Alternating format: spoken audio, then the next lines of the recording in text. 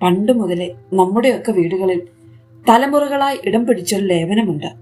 നിറം കൊണ്ടും സുഗന്ധം കൊണ്ടും ജോലി കഴിഞ്ഞ് ക്ഷീണിച്ചു വരുമ്പോഴോ കമ്പ്യൂട്ടറിന് മുന്നിൽ കുറെ നേരം ഇരുന്നോ നിങ്ങൾക്ക് തലവേദന തോന്നാറില്ലേ? അല്ലെങ്കിൽ മഴക്കാലത്തൊരു പനി, ജലദോഷം, മൂക്കടപ്പ്, ശരീരവേദന, ഇങ്ങനെ പലതും നമ്മെ അലട്ടാറുണ്ട് അല്ലേ? ഇതിനൊക്കെ പരിഹാരമായി പണ്ട് മുതലേ നമ്മുടെയൊക്കെ വീടുകളിൽ തലമുറകളായി ഇടം പിടിച്ചൊരു ലേപനമുണ്ട്. നിറം കൊണ്ടും സുഗന്ധം കൊണ്ടും നമ്മെ ആകർഷിച്ചൊരു ഒറ്റമൂലി, വിരൽത്തുമ്പിൽ തൊട്ടടുത്ത് നെറ്റിയിലും കഴുത്തിലും മൂക്കിലും തടവി ഗന്ധം ആവാഹിച്ചെടുത്ത് നമുക്ക് ആശ്വാസം പകർന്നൊരു ഒറ്റമൂലി. എല്ലാത്തിനുമുപരി നമുക്കിതൊരു നൊസ്റ്റാൾജിയാണ്. അമൃതാഞ്ജൻ പെട്ടെന്നൊരാശ്വാസത്തിന് പാവപ്പെട്ടവനെന്നോ പണക്കാരനെന്നോ വേർതിരിവില്ലാതെ എല്ലാവരും ഉപയോഗിച്ചു. കൊതിപ്പിക്കുന്നൊരു ലഹരി പോലെ വെറുതെയെങ്കിലും ഒന്ന് മണപ്പിച്ചു. 130 വർഷങ്ങൾക്ക് മുമ്പ് 1893 തെക്കേ ഇന്ത്യയിൽ നിന്നുള്ള സ്വാതന്ത്ര്യ സമര സേനാനിയും പത്രപ്രവർത്തകനുമായിരുന്ന കാശിനാഥൂനി നാഗേശ്വര റാവു എന്ന അപ്പോത്തിക്കിരി ചില ഔഷധ ചെടികളിൽ നിന്നും വേർതിരിച്ചെടുക്കുന്ന നീരിന് വേദന കുറയ്ക്കാനും രോഗശമനത്തിന് ഉപയോഗിക്കാനും കഴിയുമെന്ന് കണ്ടുപിടിച്ചു. പരമ്പരാഗതമായി ഉപയോഗിക്കുന്ന വേദനാസംഹാരികളായ സസ്യങ്ങളെ തന്റെ ചില പ്രത്യേക മിശ്രണങ്ങളിലൂടെ കൂടുതൽ ഫലപ്രദമാക്കി മാറ്റി അദ്ദേഹം. വേദനയെ വേഗം വരുതിയിലാക്കാൻ വ്യത്യസ്തമായൊരു വേദനാസംഹാരി ഉണ്ടാക്കിയെടുത്തു അദ്ദേഹം. അങ്ങനെ ആഡംബരമില്ലാതെ എത്തിയ അമൃതാഞ്ജൻ ഇന്ത്യയുടെ പ്രിയപ്പെട്ട വേദനാസംഹാരിയായി.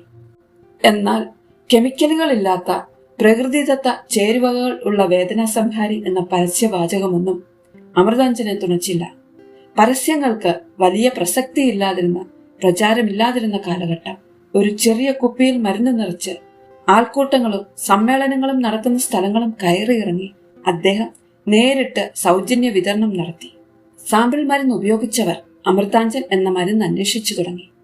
ആവശ്യക്കാരെ ആദ്യം സൃഷ്ടിച്ച് തന്റെ സംരംഭത്തിന് വിപണി നേടിയെടുത്തു നാഗേശ്വര റാവു എന്ന സംരംഭകൻ. 1893 ഫാക്ടറി സ്ഥാപിച്ച് വൻതോതിൽ ഉൽപാദനം തുടങ്ങി.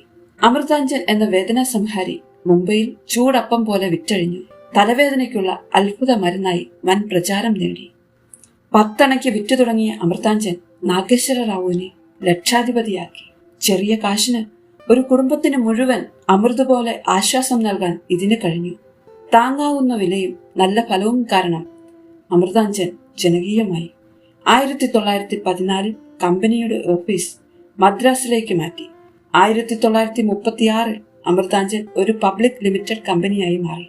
നാഗേശ്വര റാവുവിന്റെ മരണശേഷം അദ്ദേഹത്തിന്റെ പിൻഗാമി ശംഭുപ്രസാദ് അമൃതാഞ്ജനെ ലോക വിപണിയിലും എത്തിച്ചു. 130 വർഷങ്ങൾ പഴക്കമുള്ള ഒരു ബ്രാൻഡ് കാലോചിതമായ മാറ്റങ്ങൾ വരുത്തി ഇപ്പോഴും വിപണി കീഴടക്കുന്നു. ലോകത്തിന്റെ കസ്റ്റമേഴ്സിന്റെ മാറുന്ന ആവശ്യങ്ങൾക്കനുസരിച്ച് ഇപ്പോൾ പല രൂപത്തിലും നിറങ്ങളിലും അമൃതാഞ്ജനെ നമുക്ക് കാണാൻ കഴിയും. അലങ്കാരങ്ങളോ ആഡംബരങ്ങളോ ഇല്ലാതെ ഒരു ചെറിയ കുഞ്ഞു കുപ്പിയിൽ നിന്ന് ആരംഭിച്ച മഞ്ഞക്കുഴമ്പ് അമൃതാഞ്ജന്റെ വളർച്ചയ്ക്ക് വ്യക്തമായ കാഴ്ചപ്പാടും കഠിനാധ്വാനവും ഉണ്ടായിരുന്നു. ആയുർവേദത്തിന്റെ കരുത്തിൽ വിശ്വസിക്കുന്ന ഇന്ത്യൻ ജനതയ്ക്ക് തലമുറകളുടെ വിശ്വാസമായി അമൃതാഞ്ജൻ എന്ന ലേപനം.